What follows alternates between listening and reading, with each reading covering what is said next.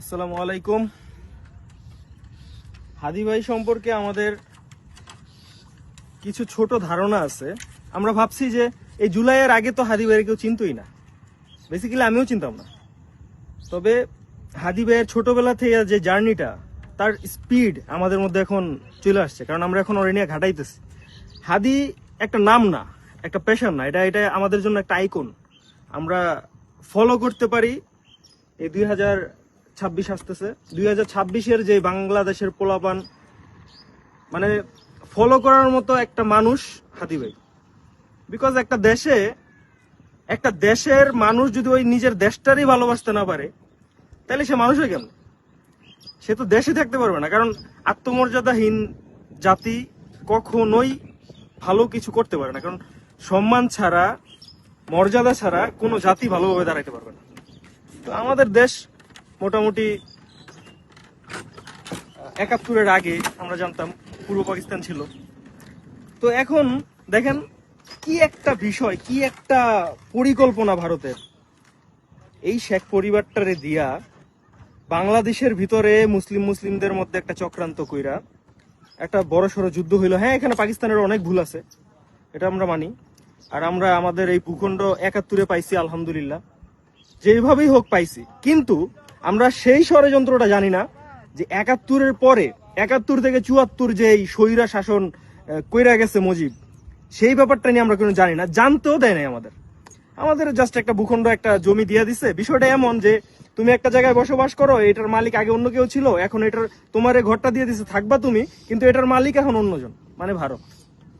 আমার দেশে প্রশাসনগুলা দেখেন, হাদি মারা গেছে, হাদি ভাই মারা গেছে, আমাদের যে প্রশাসন, তারা করছে কি, এই একটা সপ্তাহে ঘুরাইয়া ফিরে দেখেন, প্রথম আলো ডেইলি স্টারে হামলা হয়েছে, 34 না 35 জন ধরে লাইছে একদিনের মধ্যে, 24 ঘন্টার মধ্যে। কিন্তু হাদি হত্যার বিচার আজকে কতদিন চলে গেছে, এত নাটক, এত সিনেমা কেন রে ভাই? মানে এটার পিছনে যে অনেক বড় বড় মাথা, এটা আমরা টের পাইতেছি। এটার পিছনে অনেকেই থাকতে পারে, কারণ হাদি তো কাউরে ছাড় দিয়ে কথা বলতো না, সে নিঃস্বার্থভাবে দেশের সাথে কথা বলতো। আর এই দেশে প্রশাসন থেকে শুরু করে নেতা খেতা একটাও নিজের দেশে ভালোবেসে কোনো কথা করে না, কোনো কাজ করে না। তাদের পারমিশন আসে দিল্লি থেকে, আর বাস্তবায়ন করে ঢাকার ভিতরে। আমরা কি দিল্লির কোন অঙ্গরাজ্য? আমরা কি ভারতের কোন অঙ্গরাজ্য? ওয়াই ভাই, আমরা মানে এই দেশের যুবকরা এখন বুঝতেছে, বুইরা খাটাস গুলা মরুক, এই যে রাজনীতিবিদ, যে বুইরা খাটাস গুলা, যে দালালের বাচ্চাগুলা, এগুলা মরুক। ভবিষ্যৎ প্রজন্ম যারা আসতেছে, ইনশাল্লাহ তাদেরকে কোনোভাবে ঠেকাতে পারবে না। ওইসব মিসাইল টিসাইলে বালসাল দিয়ে ঠেকাতে পারবে না। ভারতের মিসাইল আমরা ডরাই? গাজাবাসী কি ডরাইছে ইসরায়েলের মিসাইল রে? ডরাইবে না। কারণ মূর্খতা কাইটে গেছে, মূর্খতার দিন শেষ। হাদি ভাই নতুন একটা আলো জ্বালাই দিয়ে গেছে আমাদের ভিতরে। আমরা গোলামীর জিন্দিগি জীবনও মানবো না। আজাদি মানে আজাদি, আজাদি যতদিন না আসবে, আমি না পারে আমার পোলাপান লইরা যাবে, ওই বুড়া খাটাসদের কথা শুনবে না। এইবারও নির্বাচনে নতুন ভোটার হয়েছে 4.5 কোটির উপরে। আপনি কয়জন আটকাবেন? কয় হাতিরে গুলি করে মারবেন? সম্ভব না তো এটা। তো যাই হোক, মূল কথা হচ্ছে হাদি ভাই একটা স্পিড আমাদের ইউথদের জন্য। এই স্পিডটা আমরা ধারণ করব, আমাদের বাচ্চা কাচ্চাদের শিখাবো। পাকিস্তান আর ভারত আর আমেরিকা বুঝি না।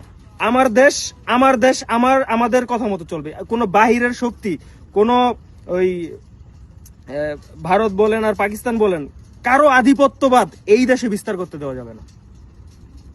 হাদি ভাই বলতো না, ইনকিলাব আর ইনসাফের পক্ষে যারা দাঁড়ায় তাদের সাথে আল্লাহ থাকে। এটার প্রমাণ কি দেখতেছেন না? এখন 500 ভোটের আশা করছিল সংসদে গিয়া সত্য কথা বলার জন্য, এখন কোটি মানুষের ভালোবাসা সবার মনে ঢুকাই দিচ্ছে আল্লাহ। ভাই, বীর হইতে একটা সাহস লাগে আর সততা লাগে। আমরা সবাই এটারে ফলো করবো ইনশাল্লাহ। ইনকিলাব জিন্দাবাদ।